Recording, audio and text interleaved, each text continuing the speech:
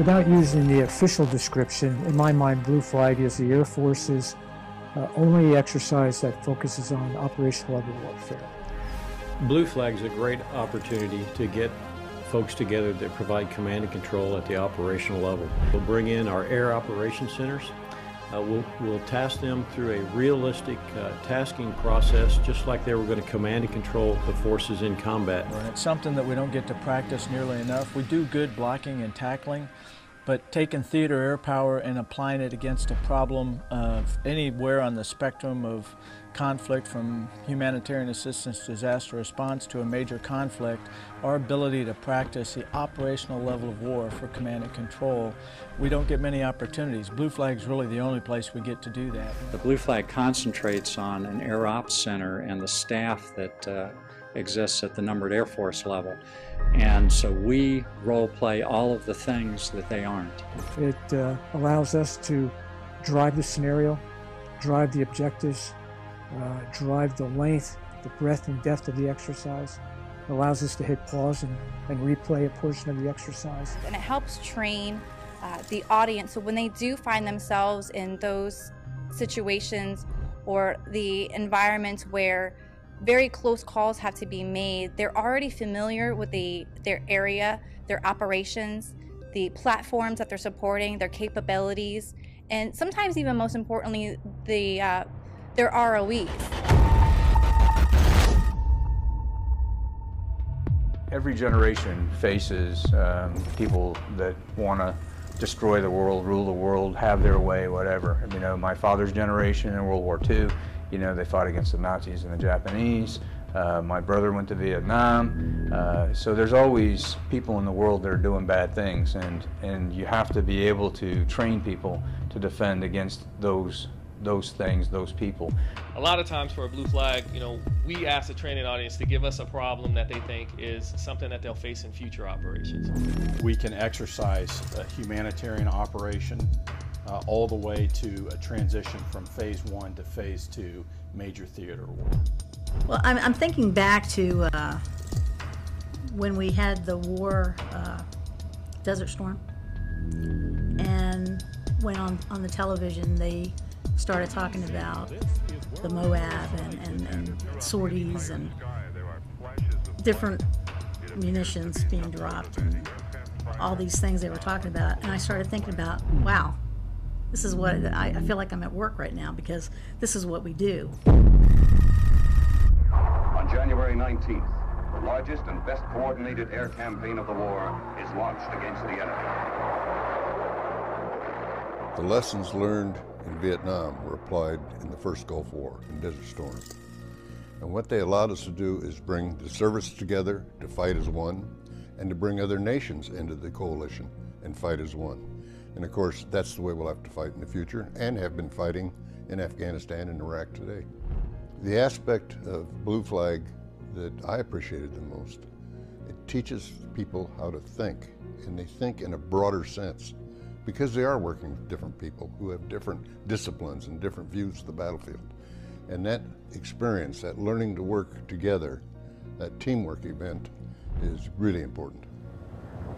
And if you look at what happened in Desert Storm and Allied Force and Air War over Serbia and Enduring Freedom and Iraqi Freedom and Inherent Resolve and Freedom Sentinel, all of those exercises demonstrate that your ability to act, to sense, know what's going on, and then command and control forces to create effect on the battlefield inside your adversary's ability to do that faster and more efficiently and more effectively and more precisely. And what Blue Flag has done is taught our folks to think at that pace, to think at the theater level air power speed of war, so that we continue to move inside of our adversary's decision cycle. Well, when I came on board October of 1980, and when I came here we had 2 computers that were in a van outside the building. The first Blue Flag that I ever did was in 1982.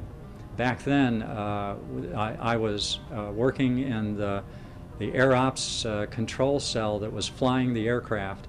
In the simulation that they had, I would get the aircraft airborne, and then I would fill out a note card that said how many aircraft I had airborne. It would then be given to some folks that were in another room, and they would roll dice to determine the outcome of the engagements of the aircraft that I was flying.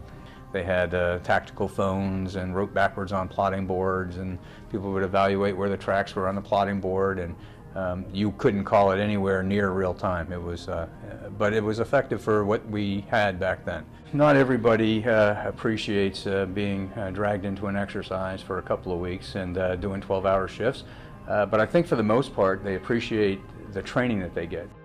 Anytime you can exercise and do it with modeling and simulation and in a kind of a wargaming backbone, and not have to drag out all your hardware and all your equipment and potentially use it up and put wear and tear on it there, that's a good savings for the taxpayer.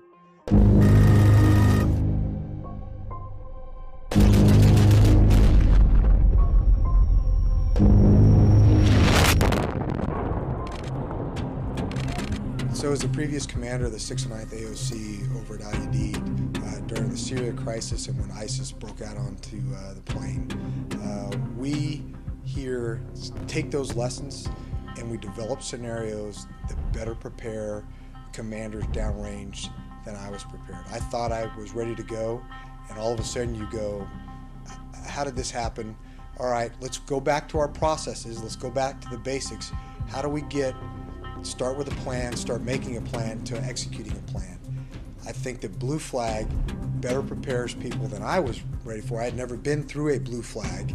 It better prepares folks to be ready to go right away as opposed to learning as they go. I think Blue Flag's going to expand in importance. I think it's going to expand in complexity and capability.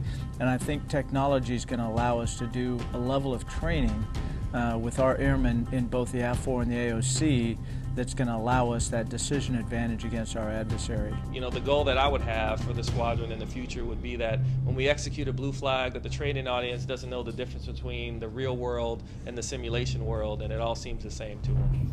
I think the Blue Flag team here at Herbert at the 505th Wing there has always done an incredible job challenging the training audiences, and we're only going to get better at it.